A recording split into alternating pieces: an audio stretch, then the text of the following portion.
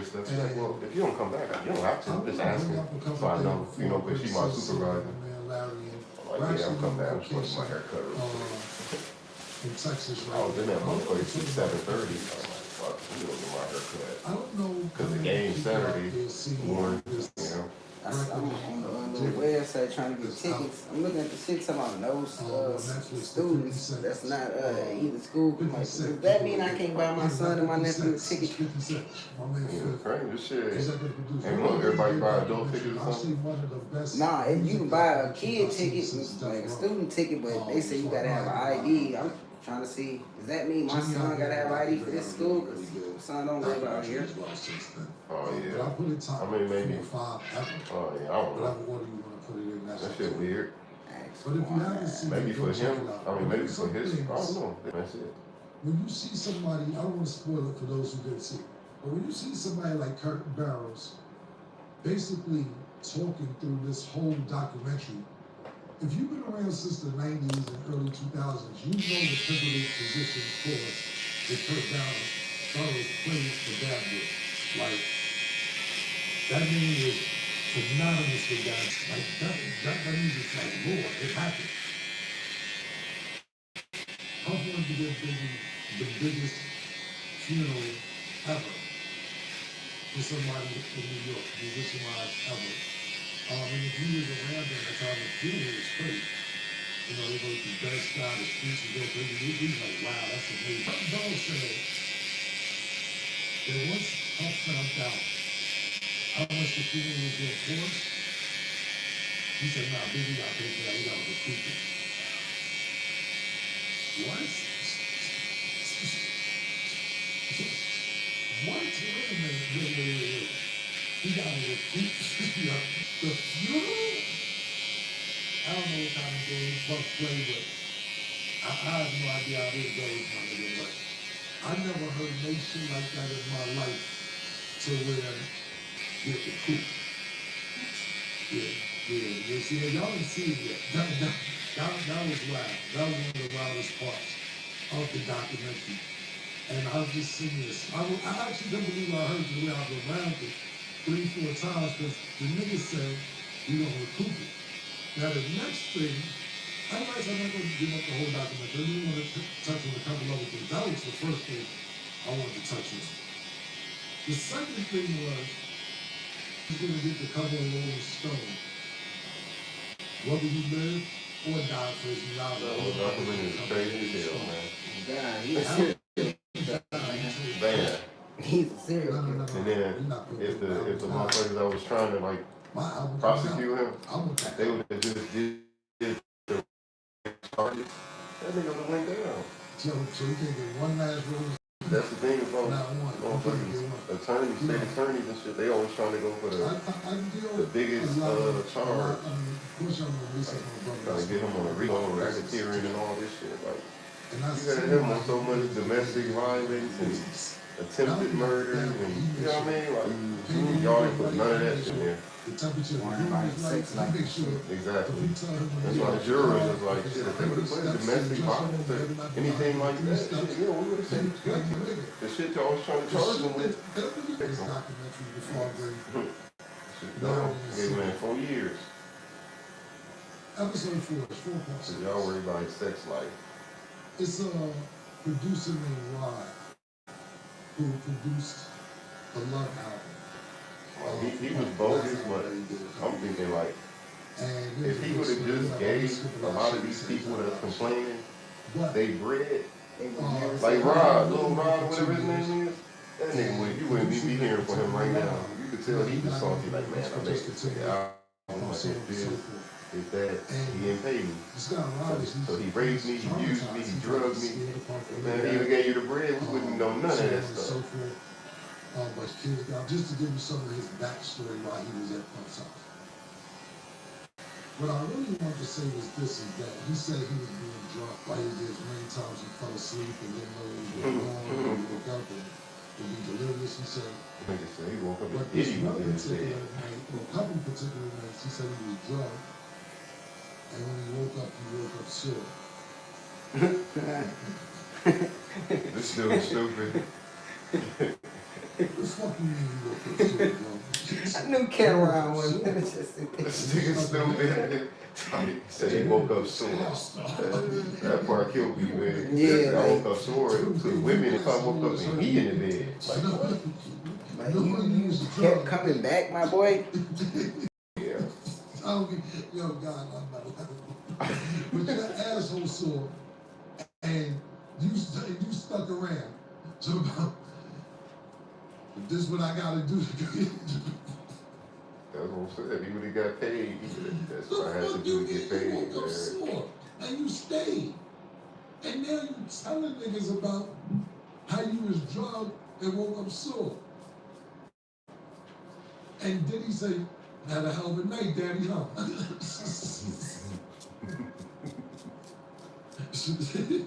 I'm not laughing at this. Yo, yeah. Trauma what you went through because it sounded real bad. Except for that part. You should have, yo, listen. Hello? Man down, nigga. Listen, niggas play the first man down at that particular point. You wake up and niggas making a smell. Yeah, that was the night last night, nigga. And you stayed? Okay. Crazy. He did the whole love out of live on 2 years, pump over the 29,000. But I can think for 2 years. And he still ain't get the 29. That's crazy. Crazy. Look, a lot of shit went on in that doc, man. If you didn't see it, go watch it for yourself. It's wild, man. It's wild. It's very wild. Same, Larry was yeah, man. I don't, like I said, I didn't want to spoil it, cause you guys didn't see it yet. But for a nigga, they talk about he keep waking up so that he was drunk. Yo, they said they was drugging the baby order. Like you said about, yo, science is like that. Yeah, I don't know what science was. If they said they drunk the shit with him, I'm like, that's what they are. Yeah, then you say, yo, listen, man, when you think about all this, right, you sit there and think to yourself, like, yo, now that I think about it, it was no shit. But do you think they victims? Do you believe them first? The people that's talking.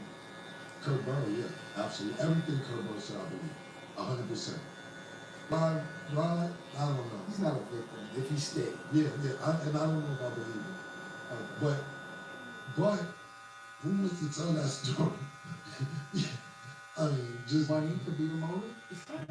maybe money, fame. Fame, man. They want that fame, bro. Everything Kurt said, I believe. Everything else, I don't know. And then I saw the part where he said, I don't really want to talk. I was like, you already talked about waking up so far. Yeah. There's nothing else for you to say. Yeah. You know what I'm saying? Listen, I had a couple questions for y'all before you ask me something. Yeah. When do you leave? Take your anger out, aggression, and kill something like you said, man down, and you gotta leave, bro. I'm packing my bags, I'm setting my side, I'm going back in, I'm swinging on that nigga, and then I'm getting my no fucking money, man. Yeah, I don't care about The reason I ask y'all that is this, because to me, and I don't know anything besides that, just to me, you just don't wake up sore or something like that, little smack on that ass. you remember how Eddie Murphy was with Holly Berry, like you. I'm distracted. It wasn't just a joke, man. I'm tired of this nigga the night before. It wasn't. Just do that, baby. You know what a player in there. So that's what I'm asking. You see the sign, it's like, yeah, you don't. Wait a minute. Yeah, Second time, like, all right, bro. Stop playing. Yeah, there you go. Let me tell you something, right? Let me give you an example, right? I go to a masseuse in the tri-state area, whatever, in the New York area. Very good masseuse. My favorite, actually, in the country. So it's men and women in there. And sometimes the men, they actually want a man, like, you know, I want a woman. I've been in there for shit, over 20 years now. And the dude who run the spot, he joked with me like, you know what I said? Because you know why? He used to ask me to go in, and I'd be like, yo, no, I don't. So what they do is, when you get the foot massage, they bring your water for you to put your feet in, so that you know the soap for the massage your feet. So I remember in the beginning I was doing it, I said, yo, he would come with the water to me, I said, yo, I don't want a man doing this. He said, no, I'm not doing man, I just put water, let him come. I said, okay, cool, just put the water there, right? Cool, no problem. So, I had a tough 11th time. I went there, they come and put the alcohol, rub the feet, without. He comes with the water there, so I'm like, all right, that's all good. So I sit there, I put my feet in. He puts his hands in the water. I kick the water out. He's like, I said, no, man. He's like, no, I just crossed out. Cameron crazy, man. Stop playing. I bet he didn't play no more. He didn't bring the water no more. So you gotta Think I'm on prep. Come on, just prep. No, prep. Don't do nothing. Don't touch my feet. I'm gonna try my boys. And it went like that, man. But I just was wondering, y'all prison, like when y'all think it's time to go. But you know, before you get to what he said happen, you gotta know when it's time to go. Last question I asked before I let Sim ask you I'm this leaving question. the moment the first night, and I don't remember the first night, I don't remember shit. I'm either leaving or not doing nothing I did that night before. I'm good off the pills, all that shit, man. I'm good. I don't even want no drink. I don't want nothing y'all got. Yeah, I'm leaving. Give me anything The close. first night, they you try to give me a drink that I didn't pour. That's it for me. I'm leaving. Well, what do you say? He showed him a video, a Caucasian man getting rammed in the ass. I'm leaving, man.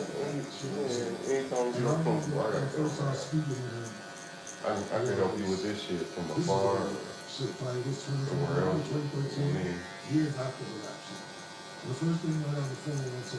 I went up another artist and they even know none of the shit you want. They ain't get paid. All the shit he's saying, then with that album went crazy too, didn't it? Like, man, you didn't get nothing from it. And we talked about, things I won't sort of care about. But we talked about certain types of beef, different types of beef. Music beef, street beef,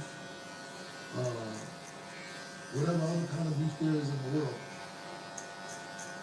When do you think, because I seen the shit with him, and when we certain shit never gonna be over.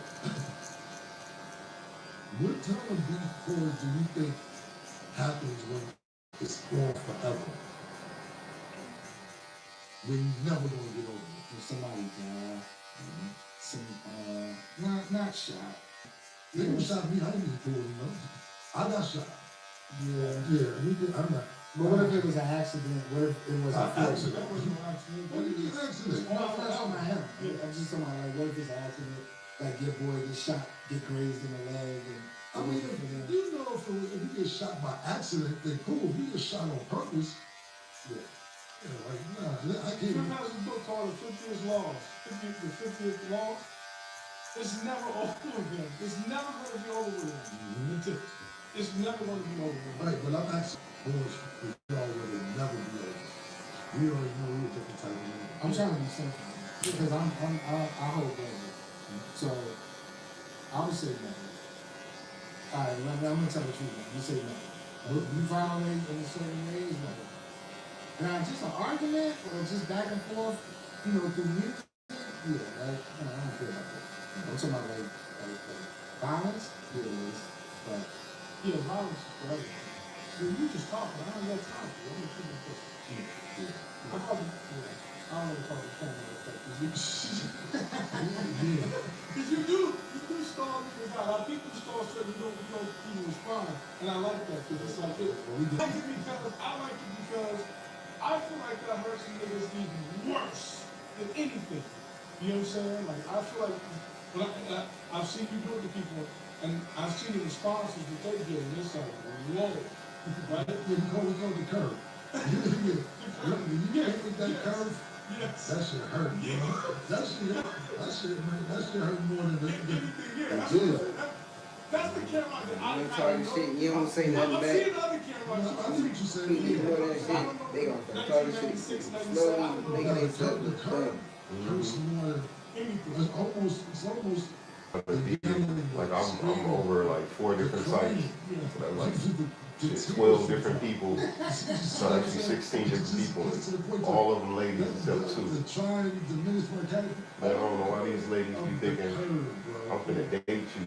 I'm your home boss. So then like they'll get my number, of course, because all the employees got my number and shit. They'll be hitting me up after hours and shit like that. And they be wanting to see me and all this extra shit. They be getting mad that they can't see me outside of work. Like, yeah, I guess you just not working. You just a lady at work that's like, hey, you like, I'm too busy for all that shit, man. I don't have time to see y'all, man. I'm like, dude, they be arguing for most stuff. I'll just start ignoring them. And then they'll hit me about some shit about work. I'm like, man, you only asking me shit about work because you want to fucking talk to me because I ain't been responding to none of your bullshit. Ain't arguing about it. Can't see me, too busy. It be so weird, man. I just be ignoring them. And then they be texting me and shit like, you must want a bitch to chase you, and I ain't finna chase you. I ain't tell you to chase me. Shit.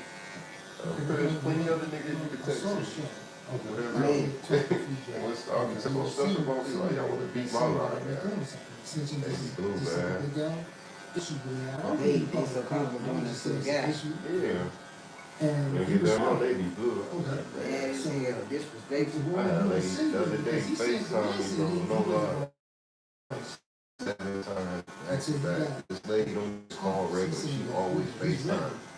And 9 times out of 10, she's not even to see me, she want me to see her. I was like, man, I answered like 7 times, and she started calling regular. It's an emergency. It's an emergency, I suggest you. I'm like, I would call I got my brother in a whole nother state. He higher on my list than you. I'll call him like, bro, call mom or somebody. I can't get, it's an emergency. I can't get in contact with him. Call it. Like, number 1 on my list, OG, his sister, Pops. Yeah, that nigga in Texas. Like, lady, you ain't even on my list. Blow my phone up and call emergency. So I hit her the next day, like, everything good? She was like, yeah, I just wanted you to call me. I'm like, yeah, motherfucker. That's weird ass. Don't be the boy who cried wolf, man. What you mean, emergency? That shit's not attractive. Man, not at all. I said, yeah, I just wanted you to call me. Fuck out of here. I'm telling my lady friend that's really my friend. I'm talking to her about all these women. She's like, well, you got some cuckoo ass bitch. I'm like, yeah, this shit weird. She's like, wait, what? I didn't call that lady back. She said it's an emergency. I said, and I told her exactly what I told you. I'm like, man, because we're not even on the emergency calling like level. I'm not. I'm like, I can't figure out anything I could do to help her. Any emergency she had, I couldn't help you, right? You don't have cash out. So I can't cash out. You need a money emergency, that's dead. Shit, I'm already drinking. Once I start drinking, I don't get behind that wheel. So I can't drive to you, that's dead. I'm just thinking of all the scenarios, like what could she possibly want? So that's why I hit her the next day. Like, you good? Did you get your emergency handled? She like, yeah, I ain't had no emergency. I just wanted you to call me. Like, girl. It's a weird ass home. Super weird. First of all, when you face Like, she won't even say good morning or nothing. And then it'll be like 3 o'clock, 4 random time. And she won't even like text and see like, hey, what's up, what you doing? I don't even do that with women. I'm like, video calling me on Facebook. That's good. Yeah. You ain't my brother or something. Man, for real. I was just gonna say that. The only lady asking me to brush me by on the FaceTime. Like, my sister. Only one. On my mom, but 9 times out of 10, she was my sister.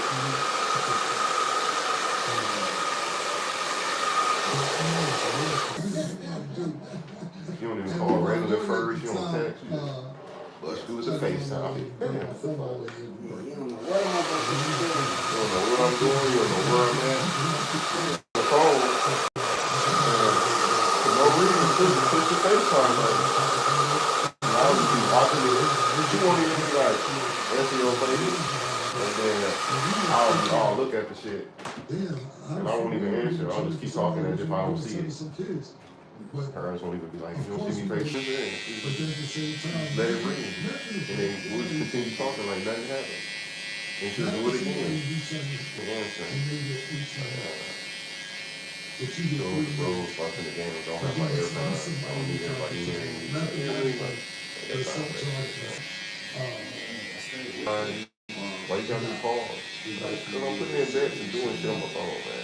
I don't be on Well, what's FaceTime crazy people like is, that. see, that's how the streets is. You just hear shit firsthand. We heard that y'all shot like 3 episodes, y'all broken it arm. Like, no, real shit. Like, we heard that y'all shot like 3 episodes and then y'all took it wherever, and niggas like, oh, come on, man. This is too crazy. We like the idea, but now, y'all niggas is wild. We really heard that. Like, y'all shot some episodes, man. But shit. I didn't say you broke my arm. We shot him. I want you to so you broke the fucking arm. You deserve it all, buddy, man. Fuck Yeah, your my mom. boy, you think I'm wow. We shot a couple of episodes, yeah.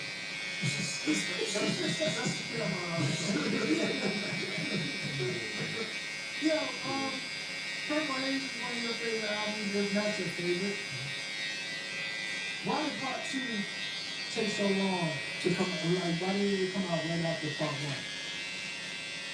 So after part 1, that's when Def Jam kind of was falling apart.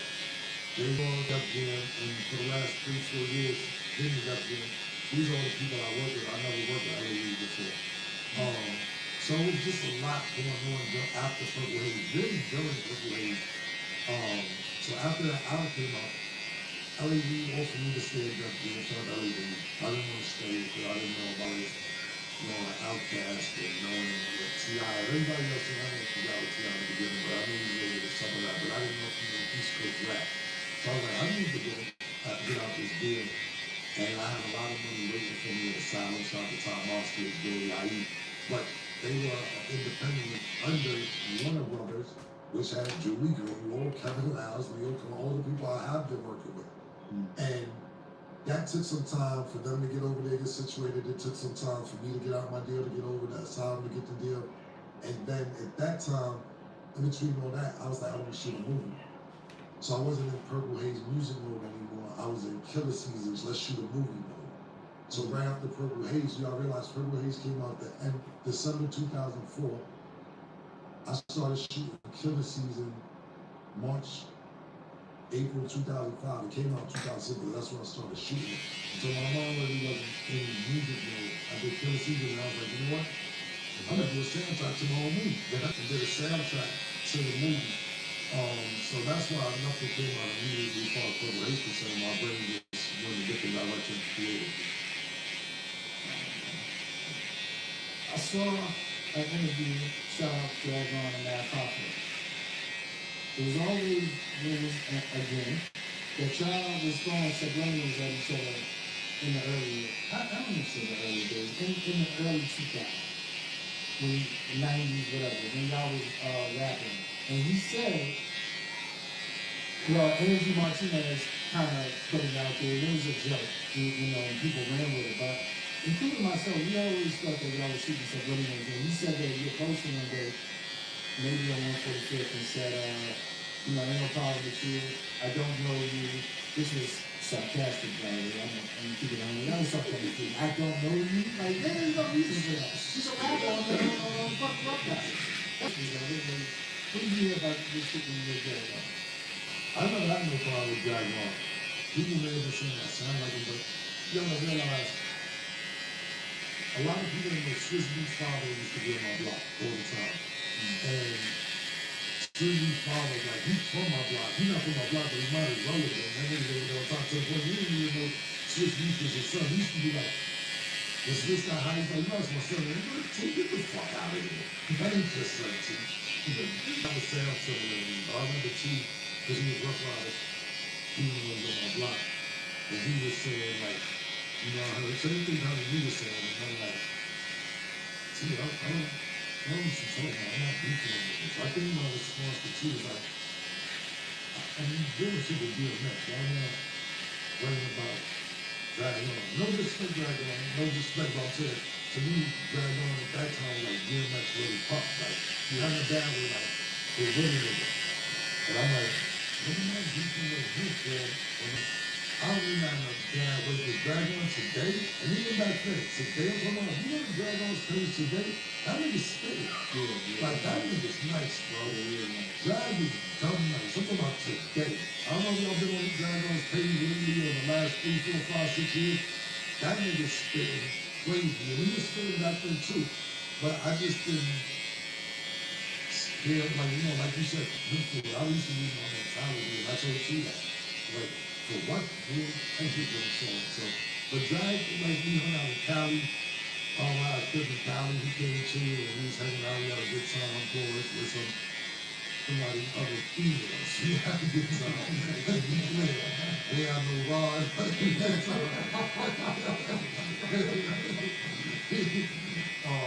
So, yeah. But shout to Drag, man. That's my man, really good friend today. But maybe so. And like you said, people may have been humbling, but I never had a problem with money. They trying to get territorial because I know one day I said, I'm a big drag on out there. And they was like, what? And you from the same block? I'm like, so it was some shit going on in the street. I'm going to tell you that. You wasn't there for it? No, I just let you know. I can imagine. Yo, that MTV, you got a show on MTV or something like that, decorating show. A lot of people didn't get to see it. Can you tell people the houses and what shit you going to do? It's kind of like a credit store. I don't keep saying that, but you know. It's kind of like, I don't remember the name of the city, exhibit, Pick My Rides for Cribs. Yeah, Pick My Ride for Cribs. What happened is this, I went to MTV years ago, and I told them I'm an interior decorator. I don't know if y'all know out there, but I am an interior decorator. I'm also a chef by nature, just in case y'all didn't know that. You go on YouTube and actually type in Cameron's cooking to see some of my chef ism, if that's a word. But yeah, I went to them about this concept of me interior decorating. So it's like, oh, we don't know, we're not sure, this, that, and the third, yada, yada, yada, yada, yada. I bet. You got an idea. Interior decorate people's houses over, but make whatever the room, not the whole house, make the room dedicated to their favorite hip hop artists. So let's say you have somebody who loved the Migos, who would make their guest bedroom everything the Migos like would have done, like maybe the ad-libs on the little album cover, whatever color it was, and they wanted me to host the show. So I was like, all right, let me get this right. I come to y'all with this idea, you change it and put hip hop next to it, and then you'd be like, you just be the host. What about me executive producing the show? Oh yeah, you can be executive producer credit, like they're supposed to. The hours were really long and drawn out. I didn't necessarily approve the designs. I thought the designs were not bad, but it wasn't nothing that I necessarily would have picked out to be like, yo, let's do this, let's do that. They basically said, this is our budget, and this is what we can get for you for our budget. Paint and not kill. And let's make the best of it. And the people that worked on those projects, don't get me wrong, the people who's actually doing the labor, they were really good for what they had to work with. They were actually great.